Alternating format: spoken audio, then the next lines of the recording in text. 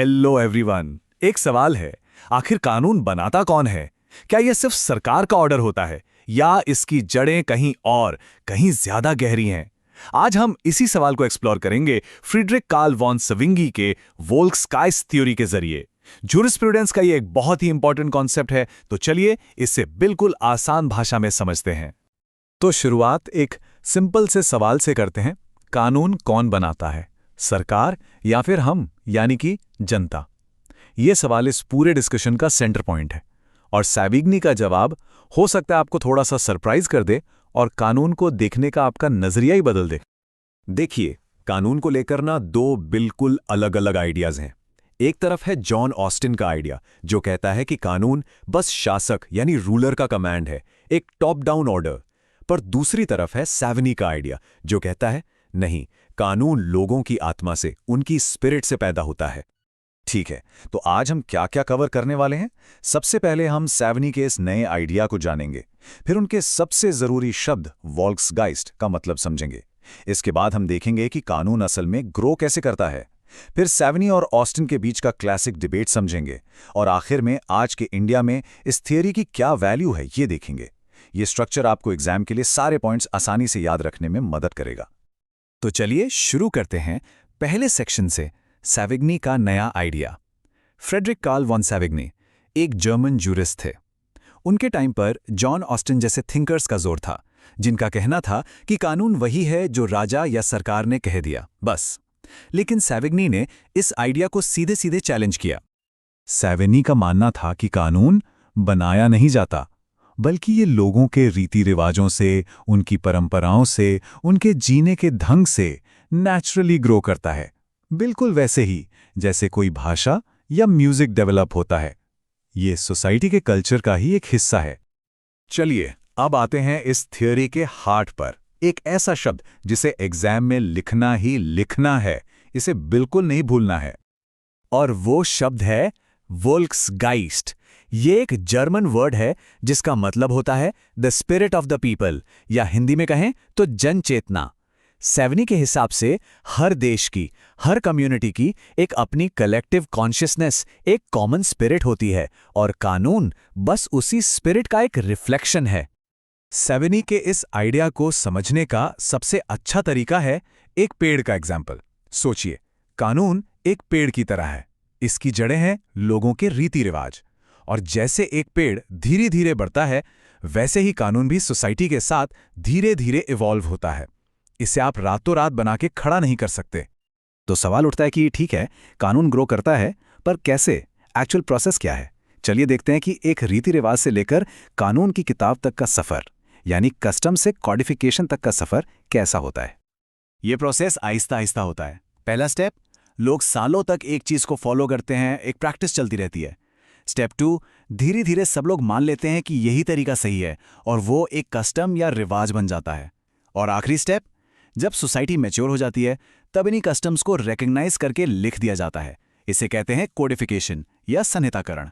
For example, India में शादी से जुड़े कई रीति रिवाज बाद में हिंदू मैरिज एक्ट 1955 का हिस्सा बने। तो फिर इन कानूनों के एक्सपर्ट्स यानी जूरिस्ट का क्या काम है? सैविनी कहते हैं कि वो कानून बनाते नहीं हैं। उनका काम है लोगों के बीच जो कस्टम्स चल रहे हैं उन्हें स्टडी करना, उन्हें आसान भाषा में समझाना और ऑर्गेनाइज करना। जैसे हमारे यहाँ प्राचीन भारत में मनु और याज्ञवल्क्य के जैसे स्मृति लेखकों ने किया था। ओके, तो अब आते हैं एक क्लासिक एग्जाम क्वेश्चन पर, सैविनी वर्सेस ऑस्टिन, यानी हिस्टोरिकल स्कूल जिसके हीरो सैविनी हैं वर्सेस एनालिटिकल स्कूल जिसके हीरो ऑस्टिन है। ये टेबल इनके बीच के फर्क को बिल्कुल साफ कर देती है। देखिए, ऑस्टिन के लिए कानून का सोर्स है रूलर का ऑर्डर, सैविनी के लिए सोर्स है लोगों के कस्टम्स। ऑस्टिन का कानून अचानक बनाया जाता है, सैविनी का कानून धीरे धीरे ऑर्गेनिकली ग्रो करता है। तो आखिर में ऑस्टिन के लिए लॉ क्या है? कमांड प्लस सैंक्शन यानी दंड, और सैविनी के लिए कल्चर प्लस कस्टम, सिंपल। और इसे हमेशा याद रखने के लिए एक बहुत सिंपल सी ट्रिक है। बस इतना याद रखिए, ऑस्टिन मतलब रूलर यानी राजा और सैविग्नी मतलब पीपल यानी जनता। एग्जाम में यह आपको तुरंत सही जवाब याद दिला देगा। जैसा हमने पहले बात की, सैविनी कानूनों को लिखने या कोडिफिकेशन के थोड़ा खिलाफ थे, खासकर जल्दबाजी में। उनका मानना था कि जब आप कानून को लिख देते हैं तो आप उसकी नेचुरल ग्रोथ को रोक देते हैं, उसे फ्रीज कर देते हैं। और ऐसा कानून लोगों की फीलिंग्स और कल्चर को इग्नोर कर सकता है। इसलिए कोडिफिकेशन तभी होना चाहिए जब सोसाइटी उसके लिए पूरी तरह से तैयार हो। तो क्या सैविग्नी का ये सदियों पुराना आइडिया आज भी काम का है? चलिए अपने आखिरी सेक्शन में देखते हैं कि इस थियरी की क्या-क्या आलोचनाएं हैं और मॉडर्न इंडिया में ये कितनी रेलेवेंट है। देखिए, इस थियरी में कुछ प्रॉब्लम्स भी हैं। पहली, ये बहुत ज्यादा कंजर्वेटिव या रूढ़िवादी हो सकती है। ये सती या बाल विवाह जैसी गलत प्रथाओं को भी बचा सकती है, ये कहकर कि ये तो हमारा कस्टम है। दूसरी, ये पार्लियामेंट की वैल्यू कम करती है क्योंकि आजकल कानून हमारे चुने हुए नेता बनाते हैं। तीसरी बात, स्पिरिट ऑफ द पीपल अक्सर मेजॉरिटी की आवाज होती है। इसमें माइनॉरिटीज की आवाज दब सकती है। और आखिर में वॉल्क्सगाइस्ट कॉन्सेप्ट थोड़ा सा वेग है, इसको ठीक-ठीक डिफाइन करना बहुत मुश्किल है। इन आलोचनाओं के बाद भी सैविग्नी के आइडियाज इंडिया में आज भी दिखते हैं, खासकर पर्सनल लॉज में, जैसे हिंदू लॉ या मुस्लिम लॉ। लेकिन यहां एक बहुत बड़ी शर्त है, इन सभी कस्टम्स को देश के सबसे बड़े कानून यानी हमारे संविधान, हमारे कॉन्स्टिट्यूशन का सम्मान करना ही होगा।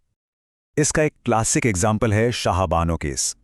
इस केस में सुप्रीम कोर्ट ने एक मुस्लिम महिला को गुजारा भत्ता यानी मेंटेनेंस का अधिकार दिया। कोर्ट ने साफ कर दिया कि अगर कोई कस्टम या रिवाज न्याय या जस्टिस के खिलाफ है तो न्याय हमेशा जीतेगा। Justice is greater than outdated customs. बिल्कुल इसी तरह सबरीमला केस में सुप्रीम कोर्ट ने महिलाओं को मंदिर में एंटर करने की अनुमति दी। ये फैसला दिखाता है कि कानून को समय के साथ इवॉल्व होना पड़ेगा। अगर कोई कस्टम समानता या इक्वालिटी जैसे फंडामेंटल राइट के खिलाफ है तो कानून को उससे आगे बढ़ना होगा। और यहीं पर सैविग्नी आज भी रेलेवेंट हो जाते हैं। हम कहते हैं ना कि हमारा संविधान एक लिविंग डॉक्यूमेंट है, यानी एक जिंदा दस्तावेज जो सोसाइटी के साथ बदलता है, ग्रो करता है। ये सैविग्नी के इवॉल्विंग लॉ के आइडिया से बिल्कुल मिलता जुलता है। जैसे पुत्तस्वामी केस में राइट टू प्राइवेसी को मान्यता मिली, ये दिखाता है कि कैसे हमारा कानून समाज की जरूरतों के हिसाब से इवॉल्व हो रहा है। तो आखिर में हम क्या कह सकते हैं? हम ये कह सकते हैं कि हाँ, कानून को लोगों के आत्मा को जरूर रिफ्लेक्ट करना चाहिए, लेकिन उससे न्याय की आत्मा को भी रिफ्लेक्ट करना होगा। हमें परंपरा और प्रगति, ट्रेडिशन और प्रोग्रेस के बीच एक बैलेंस बनाना होगा। और अब जाने से पहले मैं आपके लिए एक सवाल छोड़ रहा हूं। आज के इस मॉडर्न इंडिया में जहां टेक्नोलॉजी और सोसाइटी इतनी तेजी से बदल रहे हैं, क्या हम कानून के रीति रिवाजों से धीरे-धीरे ग्रो होने का इंतजार कर सकते हैं? इस पर जरूर सोचिएगा।